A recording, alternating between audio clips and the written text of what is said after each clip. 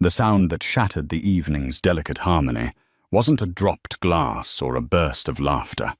It was a crack, sharp, ugly, and final. It echoed across the polished marble floors of Aria, one of Manhattan's most exclusive restaurants. Every head turned. There, under the soft glow of a modern chandelier, stood Robert Thorne, CEO of the tech empire Thorne Dynamics. His hand still raised. Opposite him, his pregnant wife Jennifer cradled her cheek, a single tear tracing a path through her stunned silence. In that single brutal moment, Robert Thorne didn't just strike his wife. He signed the death warrant for his entire world. He just didn't know it yet. Because what he failed to remember was that Jennifer wasn't just Jennifer Thorne. She was Jennifer Davenport. And her brother did not forgive. Life with Robert Thorne was a masterpiece of public relations. To the outside world, they were the golden couple. He was the self-made tech visionary, a charismatic titan whose company, Thorne Dynamics, was pioneering AI integration in logistics. She was Jennifer Hayes Davenport, the graceful architect from a family whose name was etched onto the stone facades of libraries and museums, a quiet symbol of old-world elegance. Their union was seen as the perfect merger of new money ambition and old money class. Their penthouse on Park Avenue was a testament to this image.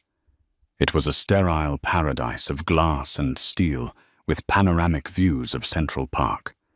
Every surface was polished, every object curated. But for Jennifer, it felt less like a home and more like a showroom. Her own architectural drafts and models, once her life's passion, were relegated to a small back office dismissed by Robert as clutter that disrupted the apartment's minimalist aesthetic. Robert loved to show her off. At galas, fundraisers, and board meetings, she was his most prized acquisition. He would hold her hand just a little too tightly, his thumb pressing into her knuckles as a silent reminder of his ownership. He would interrupt her conversations with a booming laugh, redirecting the topic back to his latest success. "Jennifer is the heart of my operation," he'd say. "She keeps the home front perfect, so I can conquer the world." The crowd would applaud, seeing a supportive wife. Jennifer would smile, feeling like a beautifully framed painting, admired but inanimate. The pregnancy, which should have been a joyous bond, became another tool of his control.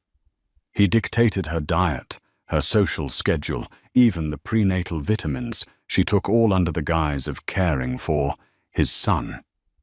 He had already decided it was a boy, the heir to the Thorne Empire. The cracks in their gilded cage were only visible in private. An argument over her wanting to have lunch with her old friend Clara turned into a lecture on how her associations reflected on him. A married, pregnant woman shouldn't be seen gallivanting around town with a single artist darling. It looks unsettled. His voice, so charming in public, would drop to a low, cold monotone that chilled her to the bone.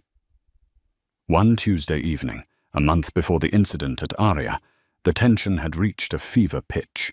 Julian Davenport, Jennifer's older brother, had called. He was in town from Singapore for 48 hours and wanted to see her. Julian was the antithesis of Robert. Where Robert was a peacock, Julian was a panther. He was the head of Davenport Capital, a global private equity firm, so powerful and discreet it was often referred to as the shadow bank. He rarely appeared in headlines, and he preferred it that way. He was quiet, observant, and fiercely protective of Jennifer, especially since their parents' death a decade prior. "Julian's in town," Jennifer said, trying to keep her voice light as Robert loosened his tie. "He wants to have dinner tomorrow." Robert didn't look up from his phone. "Can't. I have the quarterly earnings call." He said he can have lunch, or even a quick coffee. Robert finally looked at her, his eyes devoid of warmth. Jennifer, your brother is intense. He comes in, asks 100 quiet questions like he's conducting an audit, and makes my entire staff nervous. He represents everything I've fought to overcome the idea that you can only be successful if you're born with a silver spoon. We don't have time for that kind of distraction right now. He's my brother Robert. I haven't seen him in a year. And you'll see him at Christmas, he said, his tone final. He walked over to the bar and poured himself a whiskey. Besides, you're supposed to be resting. Doctor's orders. My orders. You're far too emotional when you're around him. It's not good for the baby. She stood there, clutching her phone, the message from Julian still glowing on the screen. Just want to see you're happy, Jenny. That's all. She felt a profound sense of shame as she typed back a lie about a demanding schedule. This was her cage. The bars weren't iron. They were made of Robert's ambition, his insecurities, and his suffocating control. And with each passing day, she could feel the air getting thinner. The invitation to the opening of Aria was a command performance. It was the new restaurant by celebrity chef Antoine Dubois, and the guest list was a who's who of New York's elite. For Robert, it was a prime networking opportunity. For Jennifer, it was another night of playing the perfect wife. She chose a simple but elegant deep blue maternity gown, one that made her feel confident. When she came out, Robert looked her up and down. "A bit plain, isn't it?" he commented, adjusting his own $5,000 Tom Ford suit. "You should have worn the diamond earrings I bought you." "They felt too heavy tonight," she said softly. "It's not about what you feel, Jennifer. It's about the image we present. Strength, success." He sighed as if her simple comfort was a personal burden. "Never mind. It's too late now." At the restaurant, Robert was in his element, moving from table to table, his voice a confident boom in the sophisticated hum of the room. Jennifer followed in his wake, smiling until her cheeks ached. As Robert was engrossed in a conversation with a tech journalist, a familiar voice called her name. Jennifer Hayes. She turned to see Robert Vance, a kind, brilliant architect she had collaborated with on a prize-winning library design years ago before she had met Robert. He had a warm smile and kind eyes. "Robert." "My goodness, what are you doing here?" A genuine smile, the first of the night, graced her lips. "My firm designed the acoustics for this place," he said with a proud grin. "It's wonderful to see you. You're glowing." They chatted for a few minutes, falling into the easy camaraderie of old friends discussing new materials, sustainable design, and the changing New York skyline. For those few moments, Jennifer felt like herself again, the intelligent, passionate architect, not just the tycoon's wife. She laughed, a real, unburdened laugh, and it was that sound that drew Robert's attention. He strode over his smile, tight and cold. He slid an arm possessively around Jennifer's waist, his fingers digging into her side. "Darling, you shouldn't be tiring yourself out." He nodded curtly at Robert. "Robert Thorne. My wife and I were just leaving." Robert, sensing the icy tension, quickly excused himself. "It was great seeing you, Jennifer. Congratulations on everything." The moment he was gone, Robert's grip tightened. "What was that?" he hissed, his voice low and venomous. "That was Robert Vance, an old colleague," Jennifer whispered back, trying not to cause a scene. Laughing like a schoolgirl. "Do you have any idea how that looks?" "My pregnant wife flirting with some nobody while I'm trying to close a deal with Forbes. It's disrespectful. I wasn't flirting, Robert. We were just talking about architecture." Her voice trembled slightly, a mix of fear and defiance. I'm allowed to have a conversation. That word, allowed, was the spark that lit the fuse. His face, usually a mask of controlled charisma, twisted into a snarl of pure rage. He saw her defiance as a public challenge to his authority. You are allowed nothing that embarrasses me. He spat his voice, rising just enough to turn the heads of the nearest tables. You seem to have forgotten your place, Jennifer. My place, she said, her own anger finally boiling over the fear. My place is not to be your silent, smiling accessory. I am a person, Robert, not a possession. And then it happened. In the heart of the crowded restaurant with dozens of eyes on them, he slapped her. The sound was a whip crack. It wasn't a shove or a grab. It was a deliberate, open-palmed strike across her face that sent her stumbling back a step. A collective gasp went through the room. The ambient chatter ceased. There was only a ringing in Jennifer's ears and the hot, stinging shame on her cheek. She looked at Robert at the utter shock and fury in his eyes, and she saw him for what he truly was.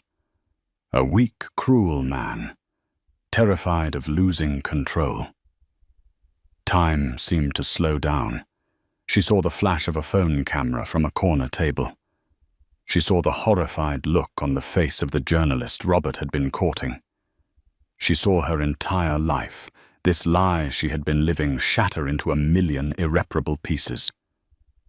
Without another word, Jennifer turned.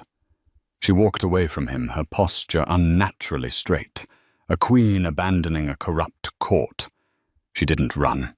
She didn't cry. She walked with a chilling, newfound purpose.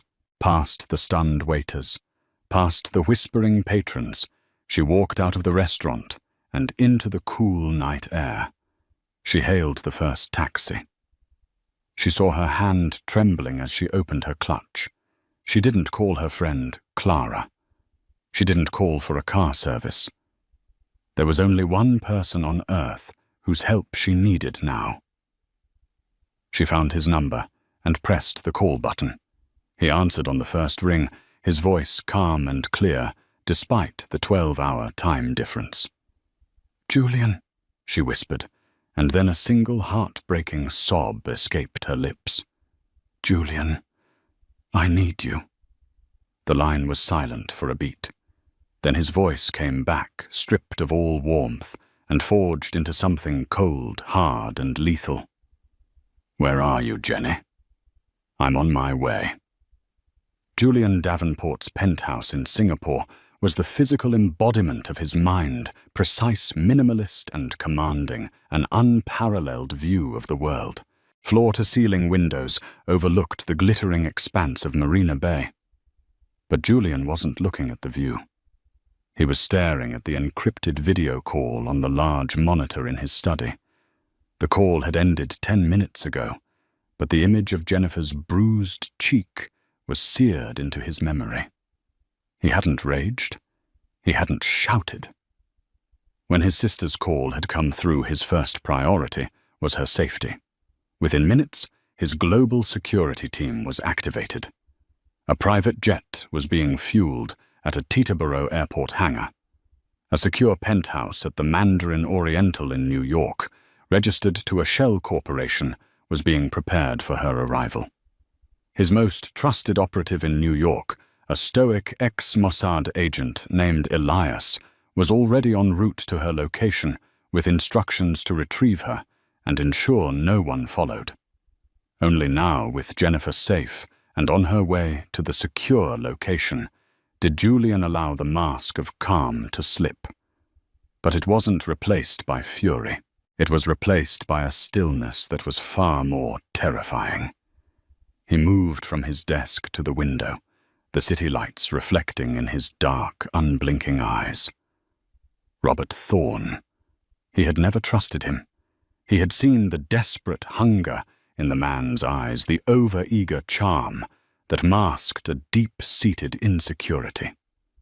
Julian had run a background check on Robert before the wedding. A deep, invasive div that went far beyond what any journalist could find. He knew about the borderline unethical tactics Robert had used to push out a co-founder in his early days. He knew about his father's bankruptcy, a source of profound shame for Robert. He knew the man was a house of cards built on a foundation of ego. Julian had warned Jennifer in his own quiet way. "He performs, Jenny," he had told her once. "Make sure you know who he is when the audience is gone." But she had been in love, and he had respected her choice, vowing only to watch from a distance. That distance was now gone. Robert Thorne had crossed a line that was not just a moral boundary, but a demarcation of Julian's world. You did not touch his family. He picked up a sleek encrypted satellite phone and made a single call. Not to a lawyer, not to the police, but to a man known only as Mr. Harrison. Harrison was the architect of Davenport Capital's most complex and hostile takeovers. He was a whisper in the financial world, a ghost who could dismantle a Fortune 500 company with a few keystrokes and a series of perfectly timed leaks. "Harrison," Julian said, his voice flat. "Clear my schedule, and clear yours. We have a new project, a demolition." "Target." Harrison's voice was dry, devoid of curiosity. "Thorne Dynamics. CEO Robert Thorne." There was a brief pause. "That's a tech darling, Julian. Market cap of 20 billion. Aggressive growth." "The market cap is an illusion," Julian stated, his gaze fixed on the horizon. "It's built on hype leverage and the force of one man's personality. A personality which is about to be systematically discredited and destroyed." He began to pace slowly, the plan forming in his mind, not as a list, but as a multi-pronged, interconnected web. "I don't want to just hurt him, Harrison. I want to erase him. I want his name to become a cautionary tale whispered at board meetings. I want him to lose everything, not with a bang, but with a slow, agonizing bleed. He built his empire on his reputation. We will turn that reputation into poison." The strategy was laid out with surgical precision. Phase 1. The narrative. "I want you to use our contacts in the press, not the tabloids, the Wall Street Journal, the Financial Times. We start with anonymous tips from concerned shareholders. We question their Q3 growth projections. We raise subtle doubts about the scalability of their new AI platform Nexus. We make the market nervous." Phase 2, the financials. "I want a team of forensic accountants to tear through every public filing of Thorne Dynamics, every footnote, every appendix. Find the legal but ethically questionable accounting practices, the aggressive revenue recognition, the capitalization of expenses. We don't need to find a crime yet. We just need to find the soft spots." Phase 3. The human element. Julian continued, his voice dropping. "Thorne has a COO, Davies Johnson. Ambitious, competent, but living in Thorne's shadow. I want a full profile on him. His finances, his career goals, his frustrations. Every man has a price or a breaking point. We are going to find him." "And finally," Julian said, stopping in front of the window, "the personal." He finally looked down at his own hands. "He humiliated my sister in public. We will make sure that story is told. But not yet. We will let the financial pressure build first. When he is at his most vulnerable, when his back is against the wall, we will introduce the world to the real Robert Thorne. We will let Jennifer's story be the final devastating blow that shatters whatever is left." He ended the call. He stood in the silence of his penthouse, a general surveying a battlefield that only he could see. This wasn't about revenge.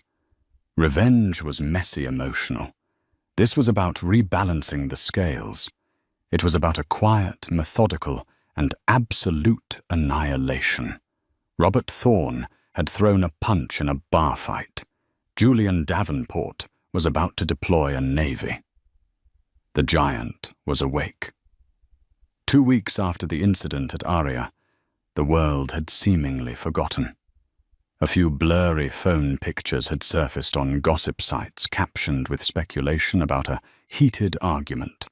But Robert's formidable team, led by the ruthless Eleanor Vance, had successfully killed the story. They painted it as an invasion of privacy, threatening litigation against anyone who suggested otherwise. Robert had tried to call Jennifer dozens of times, his messages evolving from frantic, faux pious apologies to bitter, threatening accusations. She never answered. Under Julian's protection, she was a ghost. To the world and to Robert, it seemed the storm had passed. He felt a surge of arrogant relief. He had weathered it. He still had his kingdom.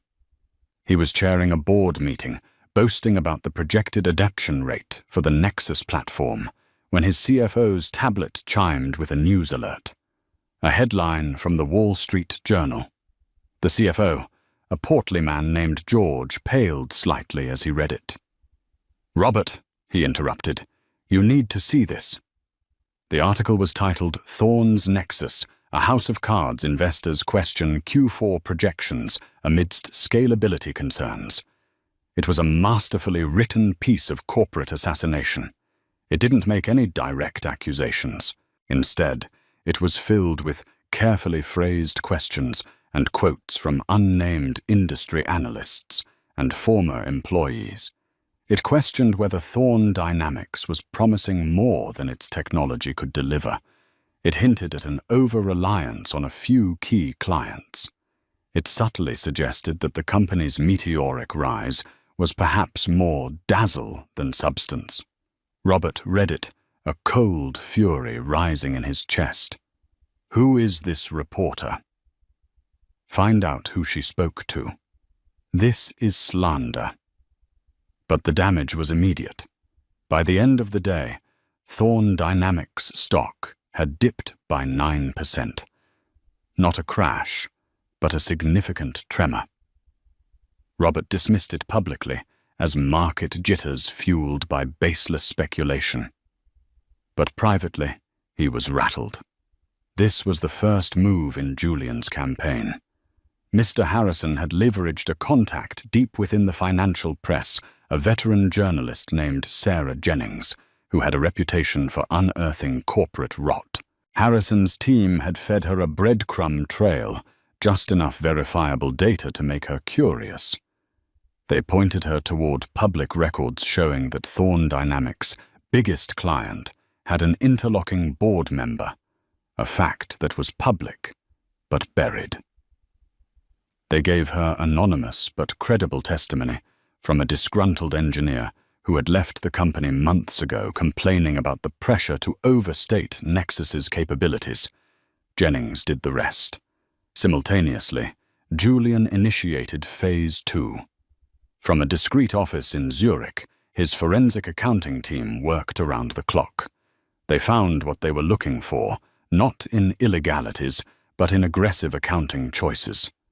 Thorne Dynamics was capitalizing its software development costs in a way that was technically legal under GAAP rules, but was widely viewed as a method to inflate short-term profits.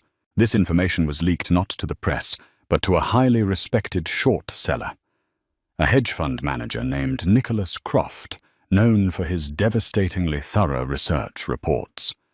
2 days after the WSJ article, Croft Capital released a 50-page report titled Thorne Dynamics, a Reality Distortion Field. The report eviscerated the company's financials. It accused Thorne of pulling forward future revenue and using accounting gimmicks to mask slowing user growth. The market reacted violently. The stock plummeted another 18%. Robert was in a blind panic. He was on the phone, screaming at his investors, his PR team, and his lawyers. "This is a coordinated attack." "Someone is trying to sink us," he bellowed, pacing his office like a caged animal. He was right, but he had no idea who was pulling the strings. He suspected a rival tech firm, perhaps a disgruntled former executive. The name Julian Davenport never once crossed his mind. Julian was old money private equity. He didn't engage in grubby market battles like this. He was above it all. It was the perfect cover. While Robert was fighting fires on Wall Street, Jennifer was in a quiet, sun-drenched penthouse overlooking the Hudson River. Julian had flown in, and for the first time in weeks, she felt a sense of peace. He didn't talk about his plans for Robert. He simply took care of her. He hired a private prenatal yoga instructor and a nutritionist.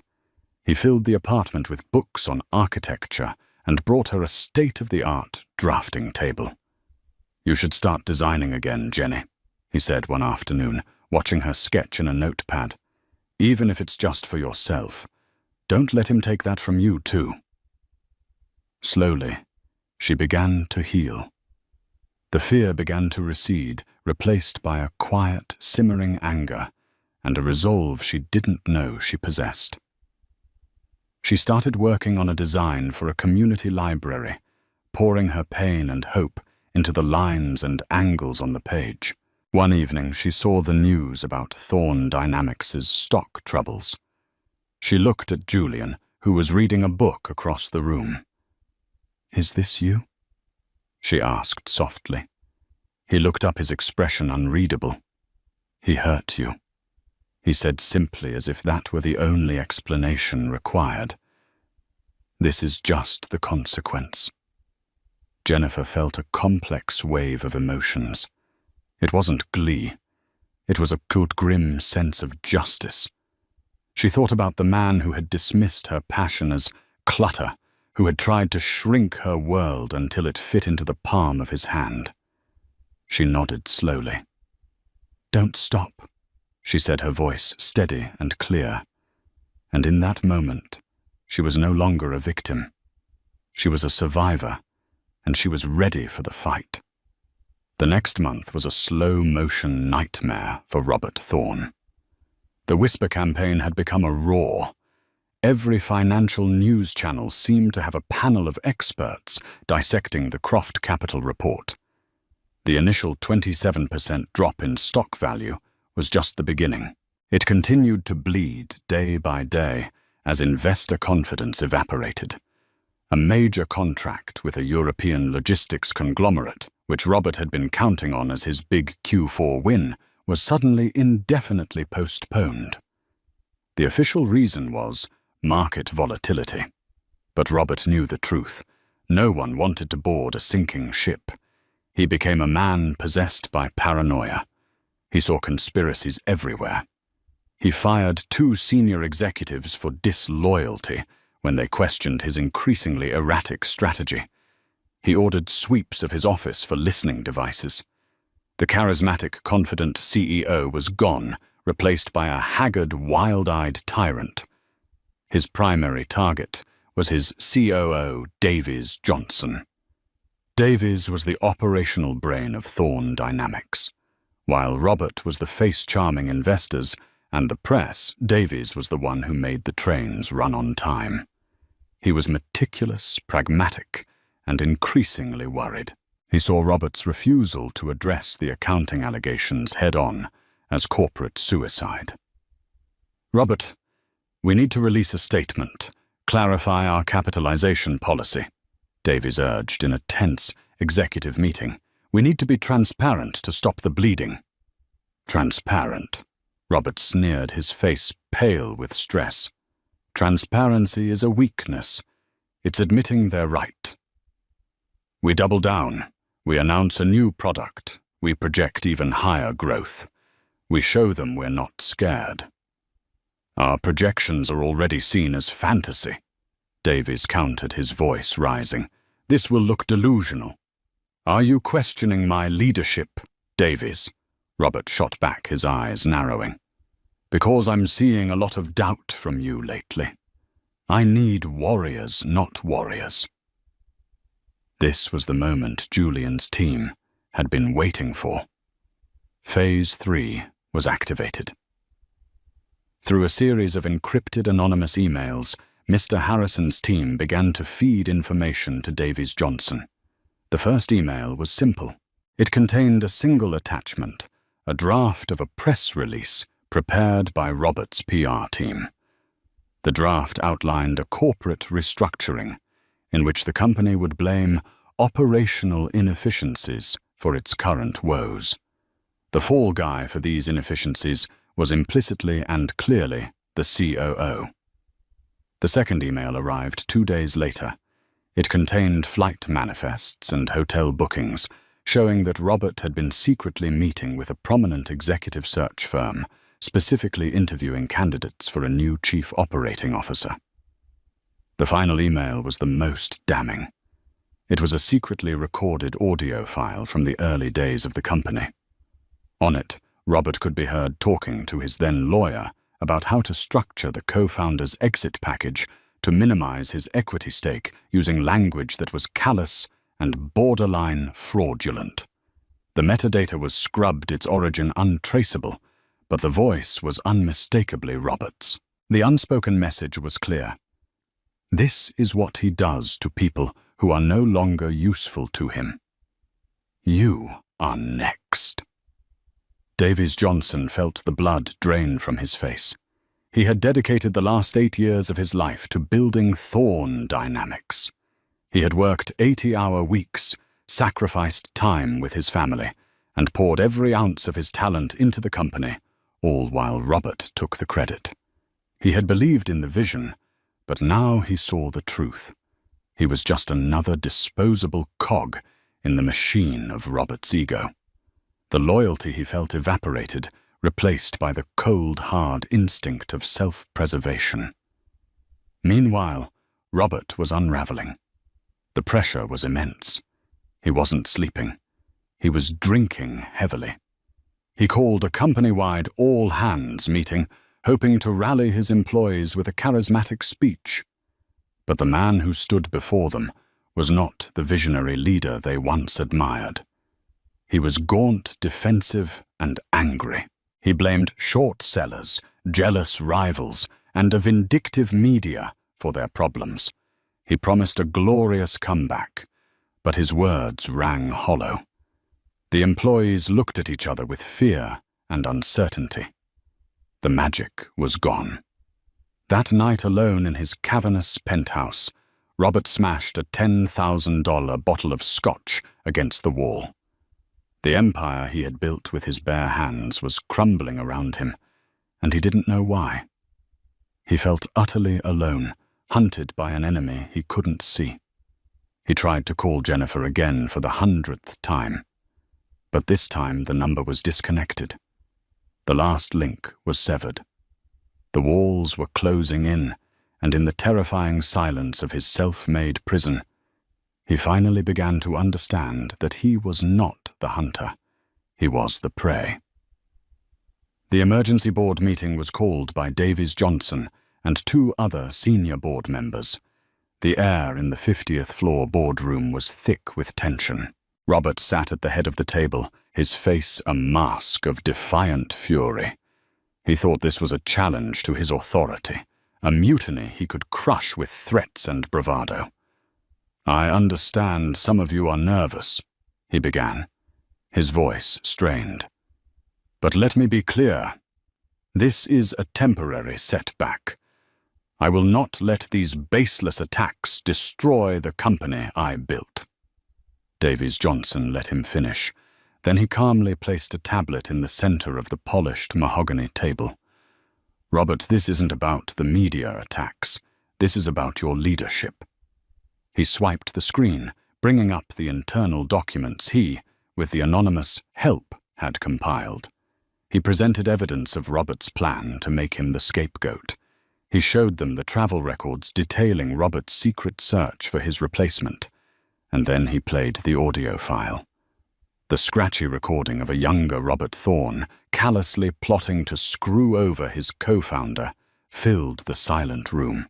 It was raw, damning, and it revealed the true character of the man behind the charismatic facade.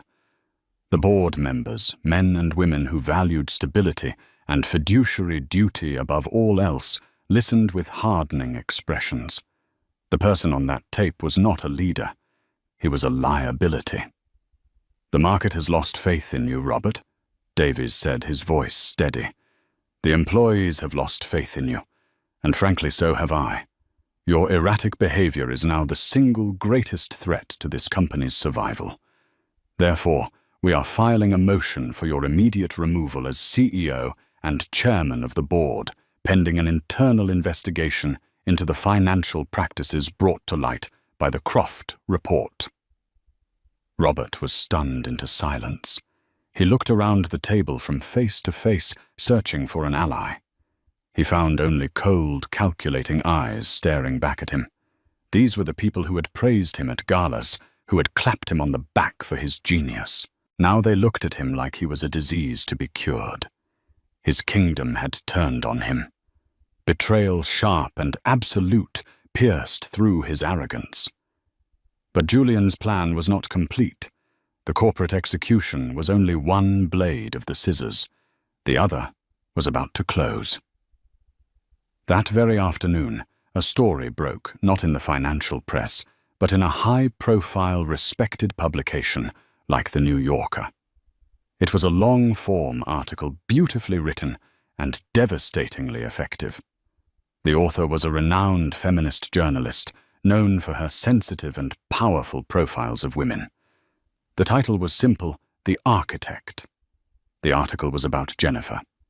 It told her story not as a victim, but as a brilliant woman whose career and identity had been slowly suffocated by a controlling husband.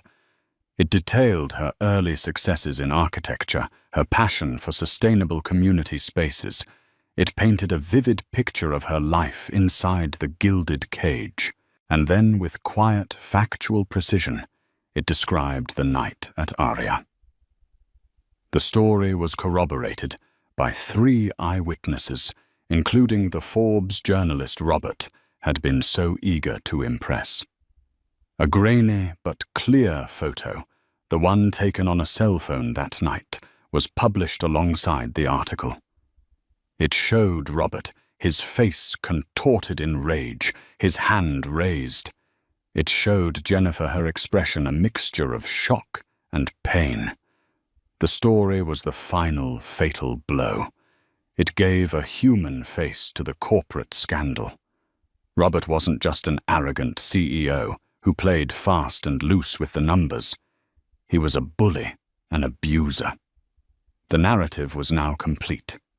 The personal and the professional had converged into a perfect storm of public condemnation.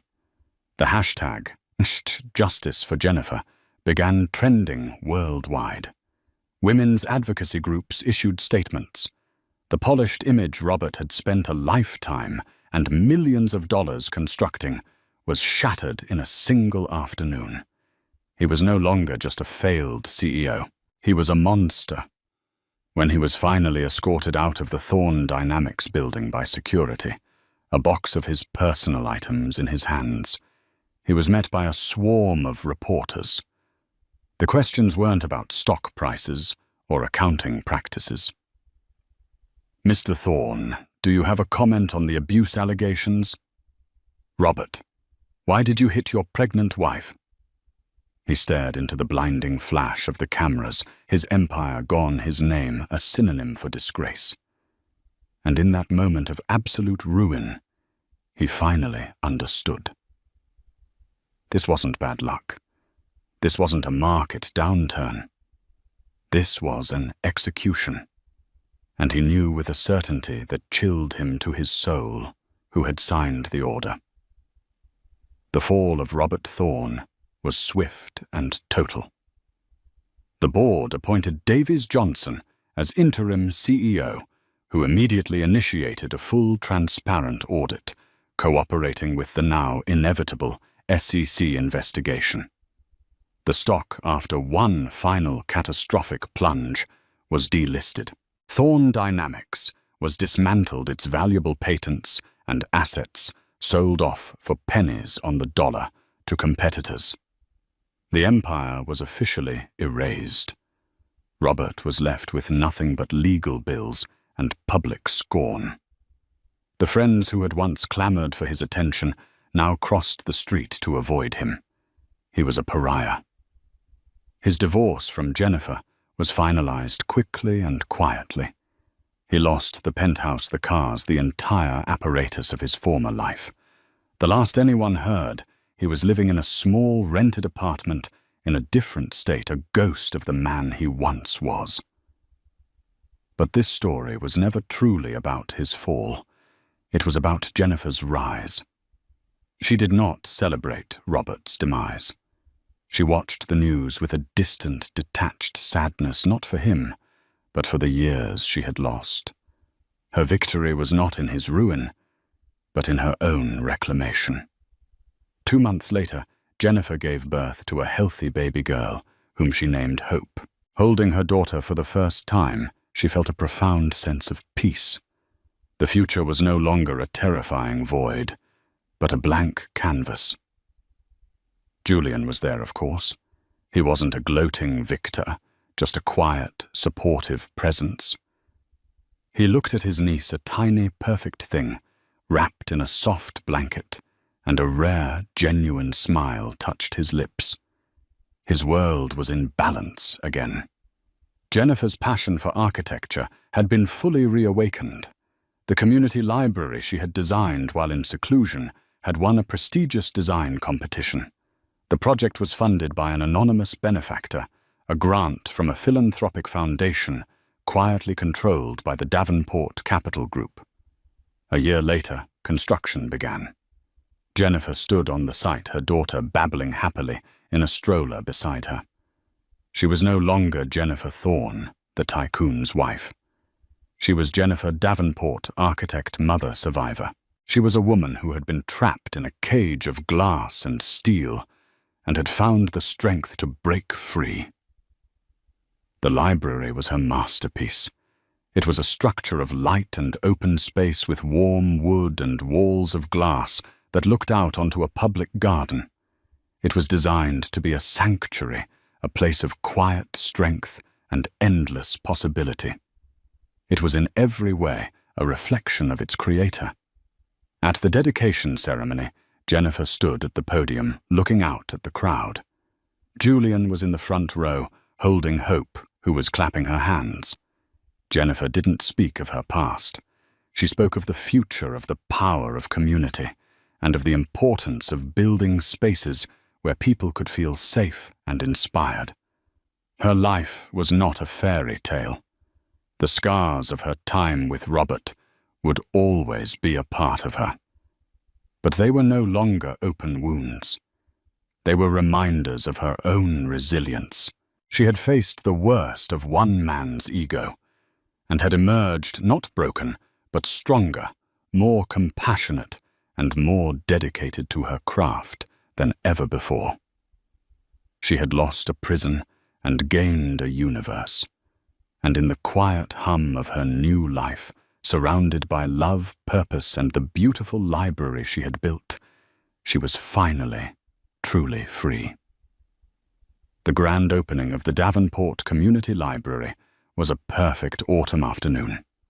The sun cast a golden glow on the building's facade of glass and reclaimed timber, a testament to Jennifer's vision of blending modernity with nature. The air buzzed with genuine excitement and admiration.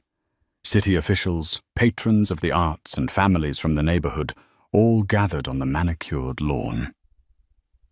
Jennifer stood near the entrance, her daughter Hope, now a bright-eyed toddler, holding her hand. She felt a deep, unblemished sense of accomplishment. This building was the physical manifestation of her survival. Every beam, every pane of glass was a piece of her reclaimed self. Julian stood beside her, his usual stoic expression softened by an undeniable pride. He wasn't the billionaire titan today. He was just a brother beaming at his sister's triumph. "You did it, Jenny," he murmured, watching as a group of children ran laughing towards the dedicated kids section. "You've given them a gift." "We did it," she corrected him, squeezing his arm. It was in this perfect moment that the ghost appeared. It wasn't a physical presence, but something far more insidious in the modern age. Her friend Clara, her face pale with a mixture of anger and concern, pulled Jennifer aside. "Jennifer, I'm so sorry to do this now, but you need to see this," Clara whispered, holding out her phone. On the screen was a sleekly designed web page. The banner read, "Robert Thorne, The Unspoken Truth." It was a blog launched that very day. The main feature was an article written by Robert himself, accompanied by a professionally taken photograph. He looked different, thinner, with a carefully cultivated beard, wearing a simple grey sweater. He looked thoughtful, humbled. It was a calculated image of a fallen man seeking redemption. Jennifer's heart went cold as she began to read. The words were a masterpiece of manipulation, a venomous narrative cloaked in the language of therapy and accountability. "For 2 years I have remained silent." The post began. "I have been in a process of deep, painful self-reflection. I will not deny my faults. The pressure of building an empire, of living up to impossible expectations, created a monster in me. That night I made a terrible mistake, a single regrettable lapse in judgment, for which I have lost everything. I have and will continue to work on myself to understand the anger that led to that moment." So far, it was a textbook PR apology. But then it took a dark, vicious turn. But what the world doesn't know is the context. The story of my downfall wasn't about one mistake. It was a calculated corporate assassination, orchestrated by my former brother-in-law, Julian Davenport, a man who wields his generational wealth like a weapon. He saw me a self-made man, as unworthy of his sister. He used my personal failing as the perfect excuse to destroy me, a business rival he could never out-innovate in a fair fight. Jennifer felt the air leave her lungs. He was recasting himself as the victim. Jennifer. My dear. Jennifer was caught in the middle. The post continued dripping with false sympathy. I believe she was a pawn in her brother's ruthless game. He poisoned her against me, isolating her and manipulating her until she saw me as nothing but a villain. Was I a perfect husband? No. But I loved her. I still grieve for the life we lost for our child, the son I had so hoped to raise, who I am now forbidden from even seeing. The mention of a son was a deliberate, cruel twist of the knife. He was erasing their daughter Hope, rewriting reality itself to suit his narrative. He ended the post with a chilling call to action. This blog is my attempt to reclaim my own story. The story of a flawed man, yes, but a man who was systematically destroyed by a power far greater and more sinister than anyone imagines. The blood rushed in Jennifer's ears. This was worse than the slap. The slap was a physical act of rage, a loss of control. This was a cold, calculated psychological assault. He was trying to poison her triumph, to plant seeds of doubt in the public mind, to gaslight her on a global scale. He was trying to take this her most beautiful day and burn it to the ground. Julian had read the post over her shoulder, his face hardening into a familiar mask of cold fury. "Harrison is on it," he said, his voice a low growl. "My lawyers will have this site shut down by morning. We'll sue him for defamation so hard he won't be able to afford a library card." His words were meant to be comforting, a promise of swift, overwhelming retaliation. But Jennifer shook her head, a new and unfamiliar fire igniting within her. She looked at Julian's anger, the same anger that had dismantled Robert's empire, and she realized it was the wrong tool for this fight. Robert wanted this. He wanted a war with Julian Davenport.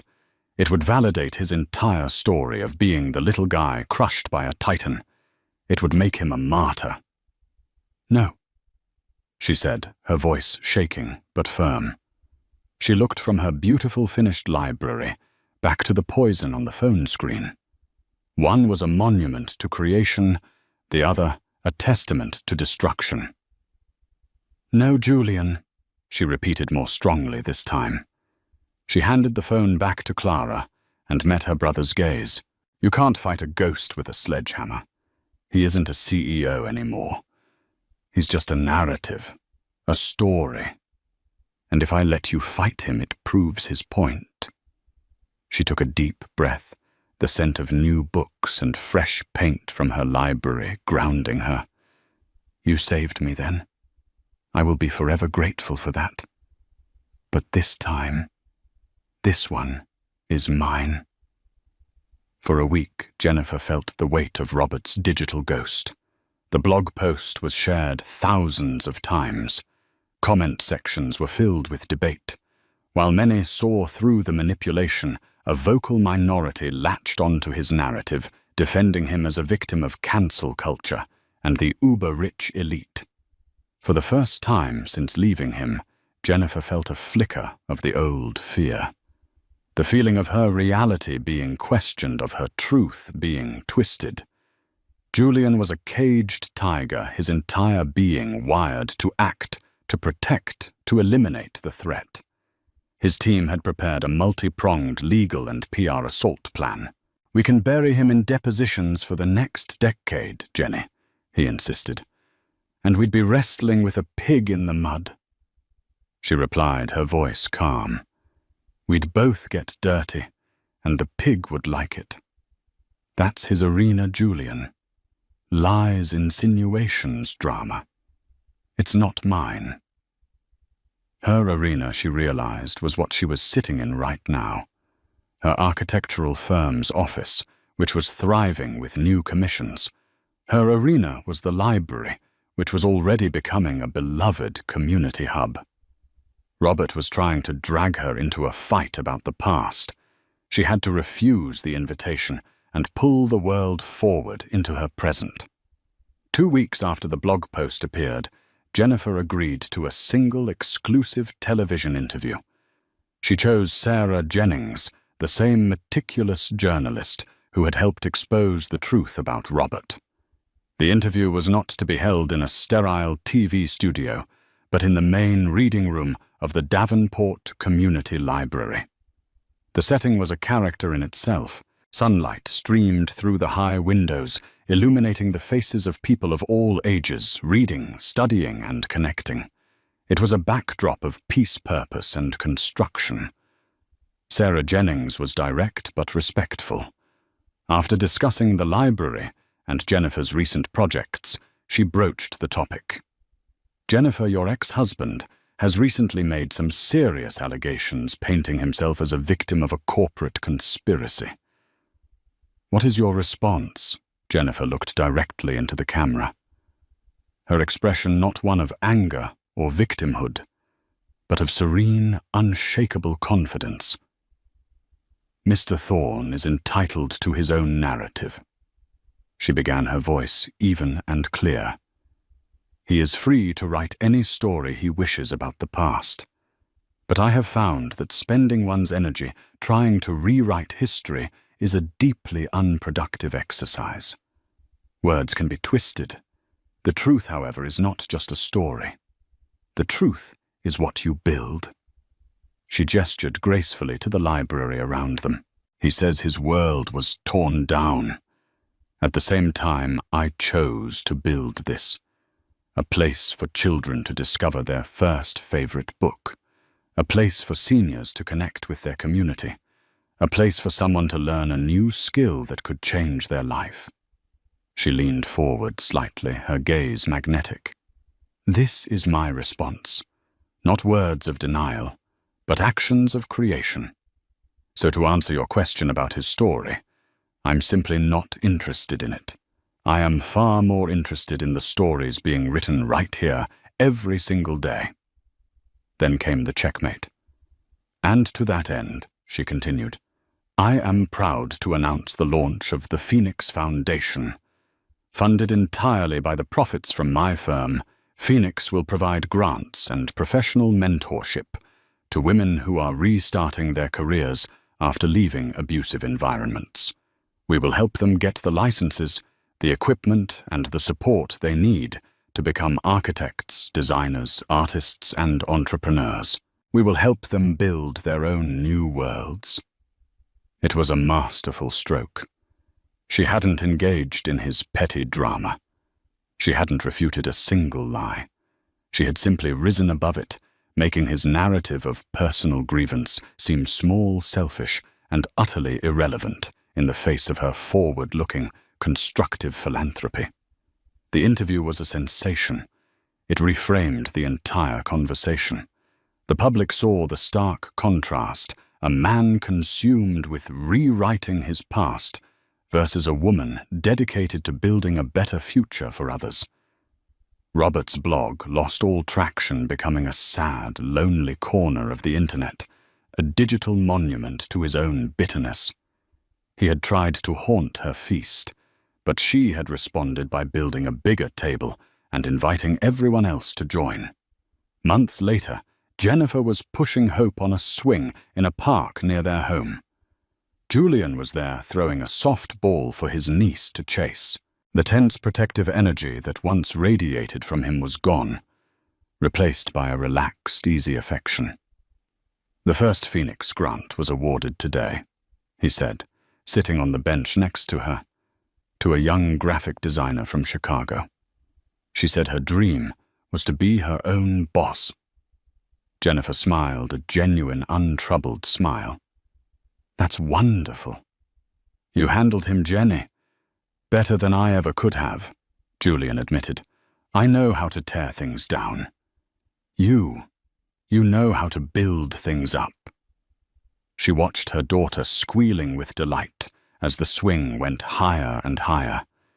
The ghosts of the past were finally gone, not because they were vanquished in a fight, but because they had been crowded out by a life so full of light, love, and purpose. She was the architect, and she had designed a future more beautiful than she had ever imagined. And it was all her own. Jennifer's journey is a powerful reminder that the most formidable empires are not built of glass and steel, but of character and integrity. Robert Thorne's world collapsed because it was built on a foundation of ego and control. Jennifer, on the other hand, rebuilt hers on a foundation of courage, talent, and the quiet, unwavering support of family. This story shows us that true strength isn't about how loud you can shout, but about the resilience you show when you've been silenced, and the grace with which you reclaim your voice. It proves that no cage can hold a spirit that is determined to be free. If Jennifer's journey from victim to victor resonated with you, and if you believe in the power of quiet strength to overcome loud injustice, please give this video a like and share it with someone who might need to hear this message. Don't forget to subscribe to the channel and hit the notification bell for more real-life stories of consequence, justice, and empowerment. Thank you for listening.